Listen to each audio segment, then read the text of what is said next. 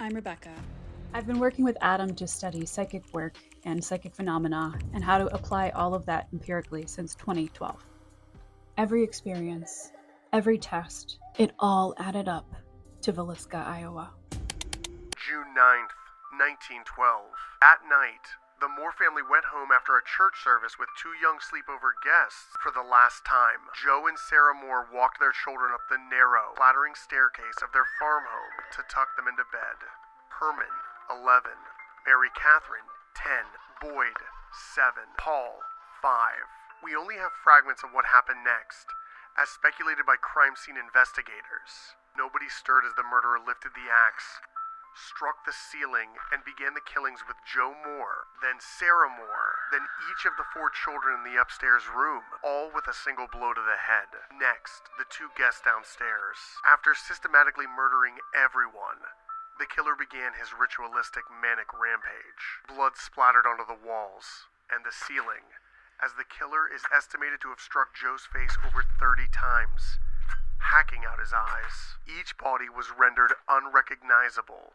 Downstairs, the killer lit another oil lamp and set a carefully wrapped slab of pork by the bed. The axe was left next to the bacon, still covered in brains and human hair. Delicately, the killer covered each of the victims' faces, some with the children's clothes. He washed his bloody hands in a basin of water, set out a fully cooked meal, and then locked the doors behind him as he left, leaving behind bloody footprints and door handles smeared in blood, but undisturbed cobwebs on the windowsill. Over 100 people walked through the crime scene. In 2014, one man nearly lost his life by what the police call a self-inflicted chest wound after he experienced what he says was a light anomaly. There are a lot of theories about who committed the murders, ranging from a reported religious murder cult active across the United States, to a violent convict, to a traveling preacher.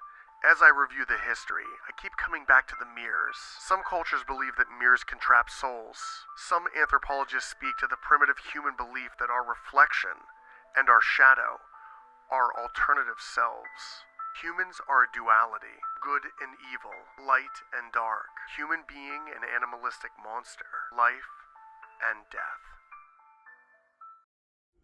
Adam was so concerned I would inadvertently receive psychic information about the location throughout the day if I were present, and he was so serious about being certain every flicker of my eyelid, every weird word I spoke be documented, that he did everything he feasibly could to keep me isolated from the energy of the space. That means 1 hour before this, I was drinking an Arnold Palmer in a hotel sports bar, waiting for the call that it was time to get to work. Welcome to Villisca. Thank you. I arrive at the house in Villisca, Iowa, with Adam's manager, Addie. Immediately, I'm mesmerized by the energy, and I take my time unpacking it. What is that thick, hypnotic feeling that hangs in the thin, bitter cold of the November day? A dog barks in the distance to either warn us that the house is dangerous, or to alert whoever or whatever is inside that we have arrived. Prayerfully, I hold the religious charms I purchased at a thrift store in Wisconsin after a tragedy in my family. Charms I packed at the last minute, out of fear the house was just as evil as legend had it. I can't make sense of the words that I'm trying. I have an image, there's definitely a voice speaking, but I can't quite make out those words. But I see a bloody boot on the ground. Leaving behind bloody footprints. And that's it. Let's go in. Psychic downloads are reported throughout recorded research files as being a little bit different for everyone. For me, it feels like an echo that exists just beyond a subtle barrier in my mind. A veil I can see through if I must, but ideally, a veil drawn back intentionally in order to do work with spirits. Here, I describe the beginning of how a practiced psychic gets shit done. With intention and protection, I step between worlds. Candy isn't allowed inside the house, but guests have left it on the banister as a spirit offering. Johnny Hauser, esteemed and beloved caretaker to the house, has cleared the ice and snow from the wooden ramp to welcome us. The Villisca barn cats are infamous, and a smoky gray one leaps across our path. An omen? The Villisca cat. The Villisca barn kitties. The screen door wails and slams as we cross the threshold. One thing I've learned by unintentional trial and error, and honestly a lot of protest, is that evidential mediumship is just part of how I do my job and receive information. That means I must be aware of every tingle on my skin, every breath across my hair, every subtle change in the way I feel physically and emotionally. I feel a tightening in my chest. My heart rate increased, but I don't feel anxious, so it's like an imprint of fear. Here, in the kitchen, I report believing I see a glimpse of someone in a mirror that doesn't exist. And I looked up, and I thought for a minute there was a mirror there because I thought I saw the reflection of somebody in the mirror walking by, but there's no mirror there. At the moment, it is part of the stream of consciousness and unimportant to me. Now that I've come home and began my research and analysis, now that I've delved into true crime podcasts and existing case studies on the house, now it's interesting. What I know about me, and what ultimately matters, is that my knowledge about what happened in this house is incredibly limited at this moment. At this point, I do not know that mirrors and reflective surfaces are relevant to the murders. At this point in my career, I've seen countless paranormal investigators cover mirrors, and it's as common to see in locations as candy or dollar bills left as shrines to the dead.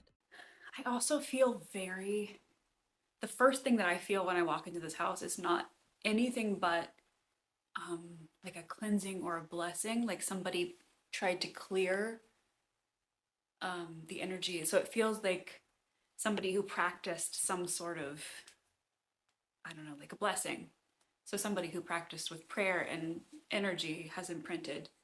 So that's the first layer of the place. Like I have to start to, that's the first thing I feel is that. Regarding this impression of prayer, I have various theories that take me different directions. Some beautiful, some downright disgusting.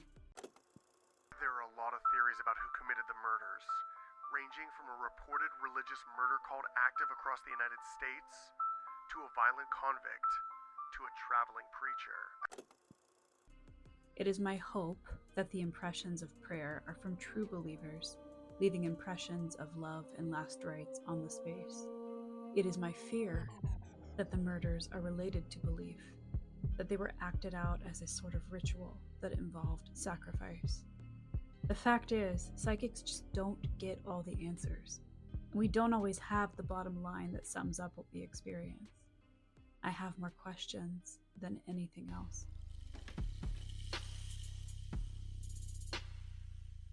Here, come over to the living room. For many years, it was very difficult for me to study myself in a psychic work environment. It was really hard to explain. Deep down, I vacillated between being ashamed of what I did and being so critical of how I sounded, what I looked like, and how people might perceive me that I missed out on learning as much as I could about a field that inspired me immensely in college. One that once contextualized the way I experience the world. It took me believing in myself. I had to prioritize me and what I feel drawn to do with my life above how other people who really mattered to me, once made me feel.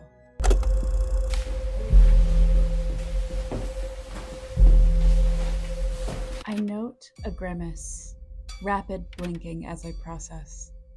The relaxation of my facial muscles and the vacancy of my expression when I appear to be receiving information. My eyes tell me everything I need to know about what I'm processing. The way they wake and spark, then relax. That tells me I'm downloading something spiritual to untangle.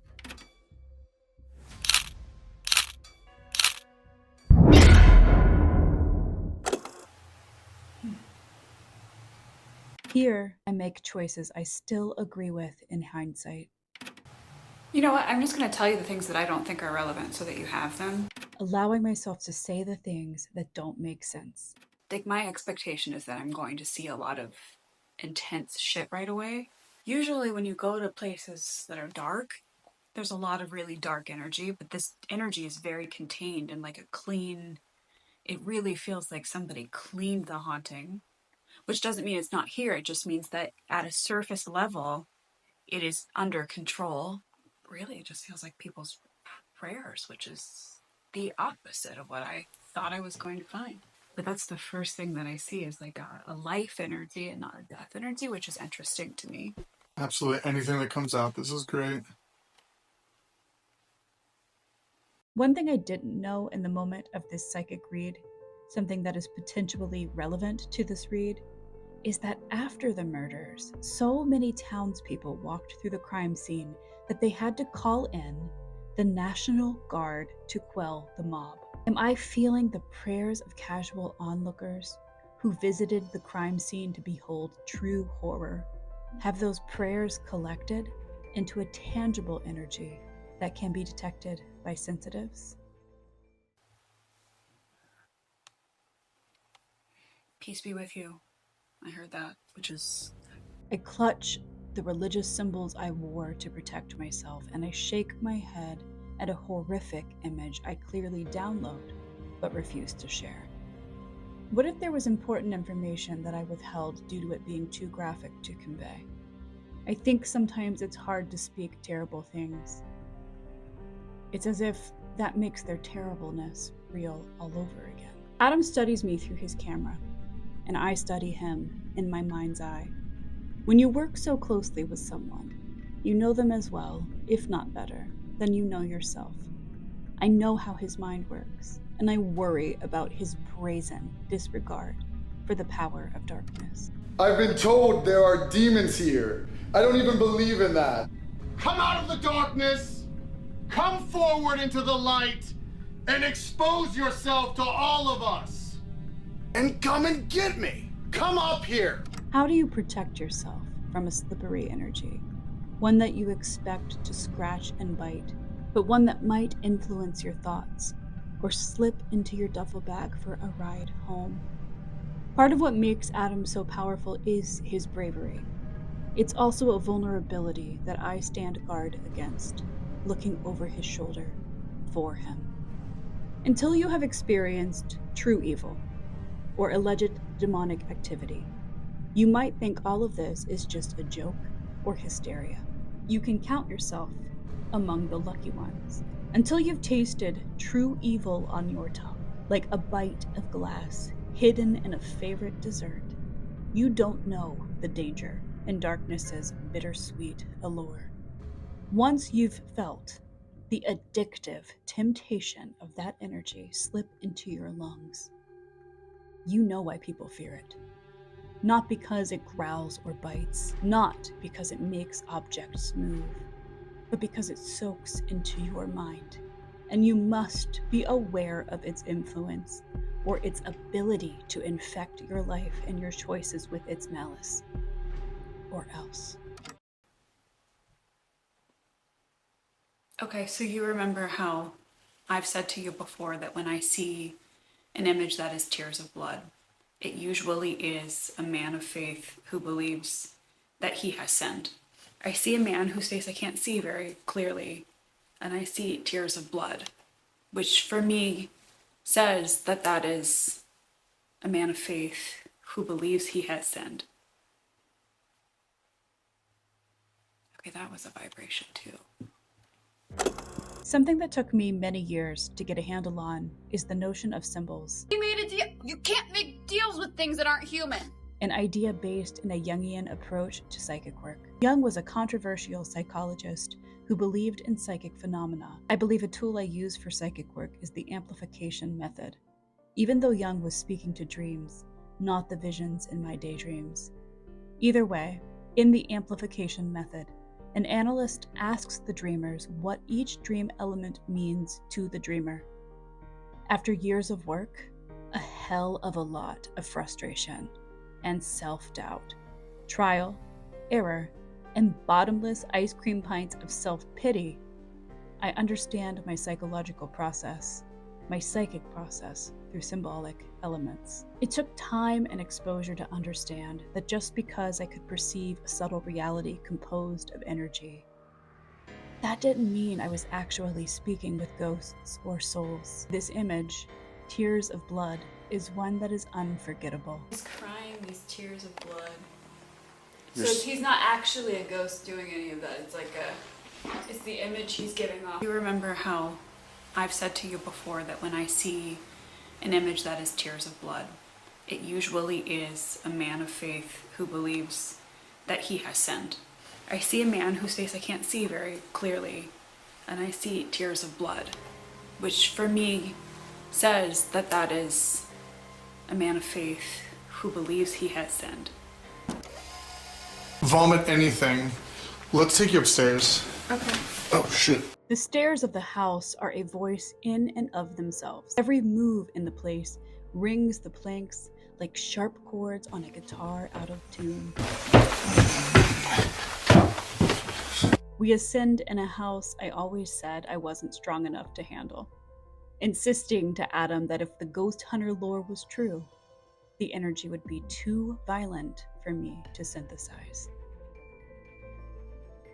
In retrospect, I'm taken by my vibrant red coat against the muted backdrop of the house's paint. Addie and I didn't plan to wear matching red hoods.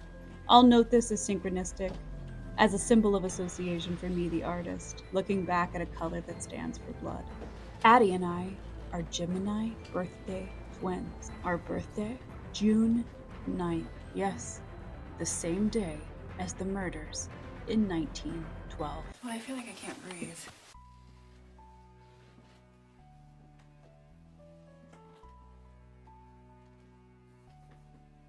I'm taken in by the ceiling, distracted by it, knowing blood once dripped from above, heavy webs of drops like toxic iron rain. A room with a crib, a covered mirror, and the ephemera of paranormal investigators. Modern toys, cat balls to detect motion through lights. Here, the first sign that the energy is too much.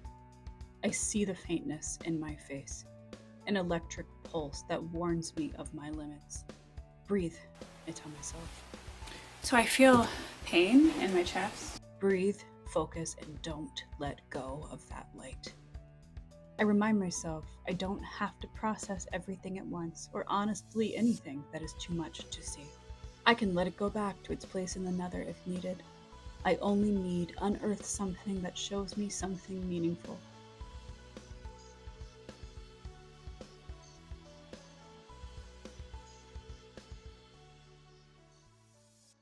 And I feel like there's a thickness, it thickens, Here, I describe the energy thickening, which is often a symbol for me, a protectiveness I credit my ancestors with, and the light with, that cloaks negative energy in a nebulous ball.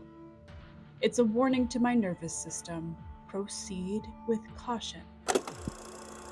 the energy definitely thickens, which means it becomes more collected and potent in this area, which means this area is important.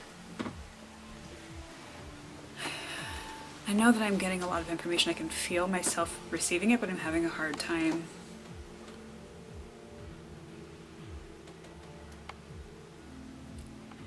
I feel like the surface and then something slicing into a hard surface.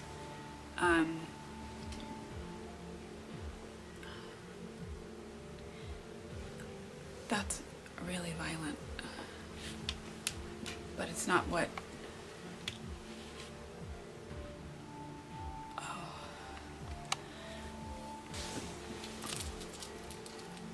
That's really terrible. What? I can't, it's a flash of like, that's terrible. That's a weird thing to say. This phrase doesn't mean anything to me. Blood is thicker than water. Oh, I feel uncomfortable. I don't understand.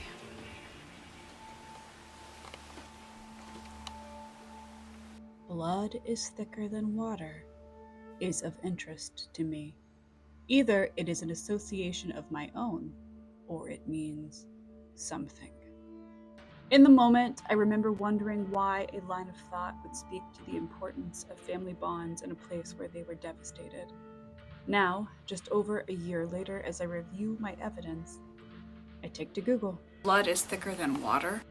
Slip down rabbit hole after rabbit hole into newspaper articles and every lead in every corner of the internet I can think of. Somebody who practiced with prayer and energy has imprinted. Then, bingo. A blogger on symbolism speaks to blood covenants. It's a Bible passage that has been bastardized over time. The blood of the covenant is thicker than the water of the womb. The killer set a carefully wrapped slab of pork by the bed. The axe was left next to the bacon. Chosen bonds are more significant than the bonds with family or water of the womb. Now I'm thinking about my confusion just a few minutes ago regarding a baby's birth. There's a little girl saying, I was born here, you know. I'm beginning to formulate a theory.